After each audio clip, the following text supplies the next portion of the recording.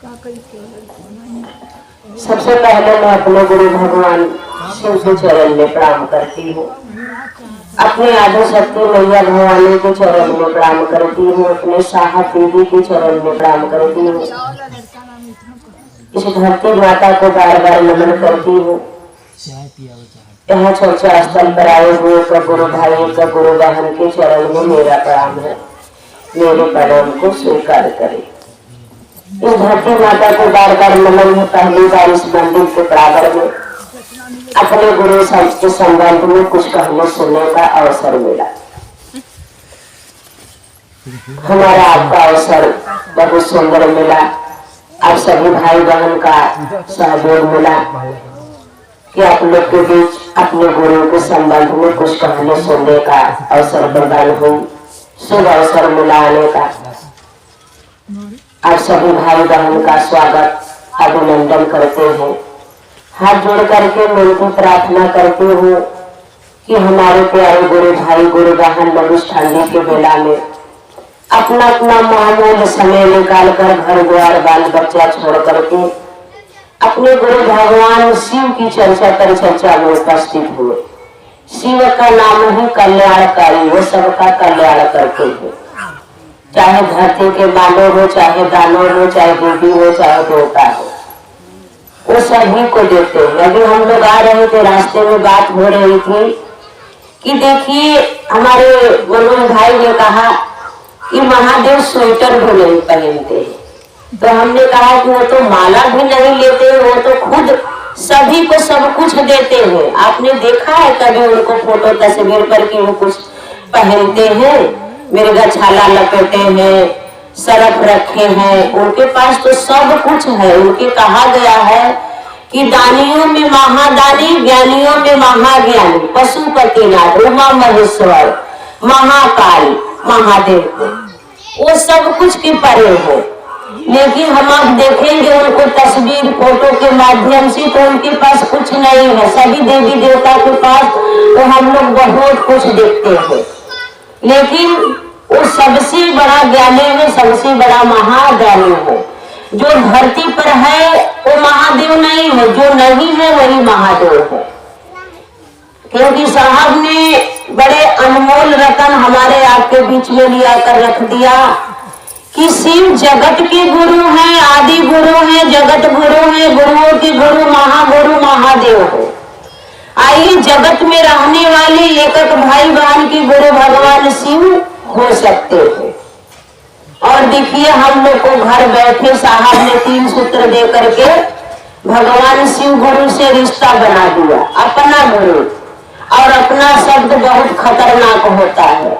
अपना पति है, अपना बेटा है, अपना घर है, अपना परिवार है, अपना पैसा है, अपना चप्पल है, कितना लगाव रखते हैं हम। आप साहब ने कहा आइए भगवान शिव को अपना गुरु बना लीजिए। और रुपया पैसा धन संपत्ति से नहीं, मन से, क्योंकि रिश्ता तो मन ही बनाता है। मन नहीं रहता है तो रिश्ता टूट जाती है। हम लोग कभी आने का उतना मन नहीं था क्योंकि ठंडी इतनी लग रही थी। 15 दिन से मेरा भी तबीयत कुछ गड़बड़ चल रहा था, अपने शरीर से भी परिवार को भी। लेकिन 15 दिन में अब हम 2 दिन शिव की चर्चा में आए हैं। लेकिन भाई बहन लोग, हम लोग ने अपना घर गृहस्थी बाल बचकर सब कुछ उसी में कर रहे हैं। एक हमारा आपका मन इतना कमजोर है कि महादेव की तरफ बढ़ता नहीं है। लेकिन ऐसी बात नहीं है गुरु भाई गुरु बहन, वो तो हमारे आपका दिल ही जानता है कि कितना हमारे आपको गुरु महादेव से प्रेम है। आज ये समझ लीजिए कि 18 साल 17 साल के शिव शिष्टा में इतने दिन हम घर में रहे परिवार के थोड़ा दुख से।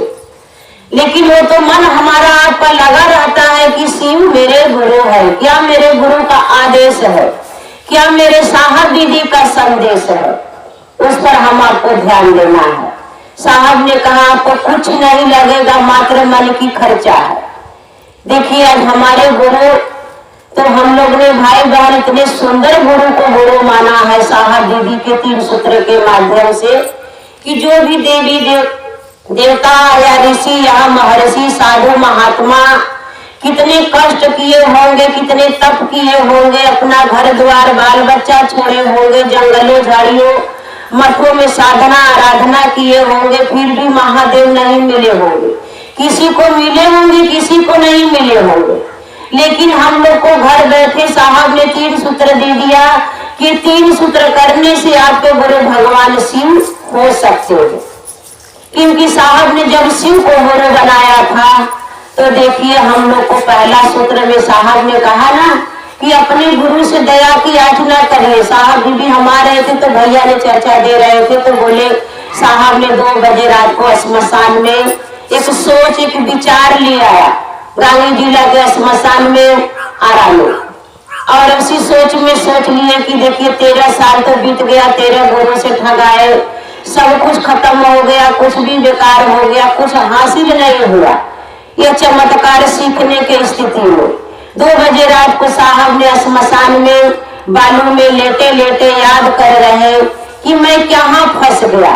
एक सोच आया, एक विचार आया कि जो कि साहब जी कहते हैं स्कूल में पढ़ाया जाता है कि गुरु ब्रह्मा गुरु विष्णु गुरु देव महेश्वर गुरु साक्षात पर ब्रह्म तस्मै श्री गुरुवे नमः। साहब जी कहते हैं कि भगवान है तो भगवान गुरु शिव क्यों नहीं। लेकिन वो कहते थे कि मैं जानता था नहीं कि भगवान शिव को कहा गया है तो भगवान गुरु है।